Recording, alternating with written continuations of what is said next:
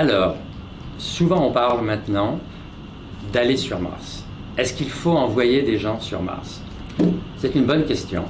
en sens où le cerveau humain a une telle capacité de réaction, de compréhension, que si on avait la possibilité d'envoyer des cerveaux humains travailler à la surface de Mars, on apprendrait beaucoup plus que des robots peuvent faire.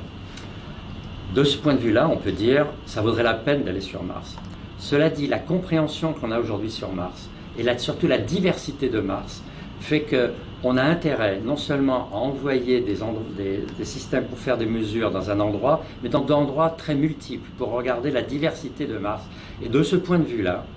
les robots peuvent tout à fait faire le travail. On est capable maintenant de fabriquer des robots, capables de mesurer des choses, de faire des mesures, et en temps réel de renvoyer les données sur Terre, qui nous permettent de réactiver les robots pour faire d'autres mesures, en de nombreux endroits à la surface de Mars,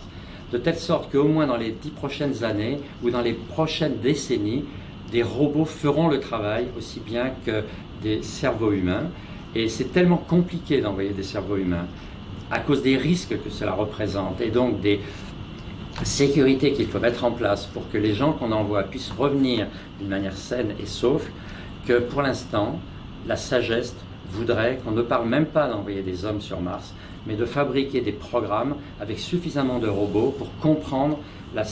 structure actuelle de Mars, l'histoire de Mars, et de savoir à partir des mesures d'aujourd'hui ce qu'a pu être sa propre histoire depuis la formation de Mars, avec en particulier l'étape très intéressante où il y a eu de l'eau stable à l'état liquide, qui a pu être le signe d'une évolution organique très importante. Les robots peuvent faire le travail avant même que l'homme puisse y aller.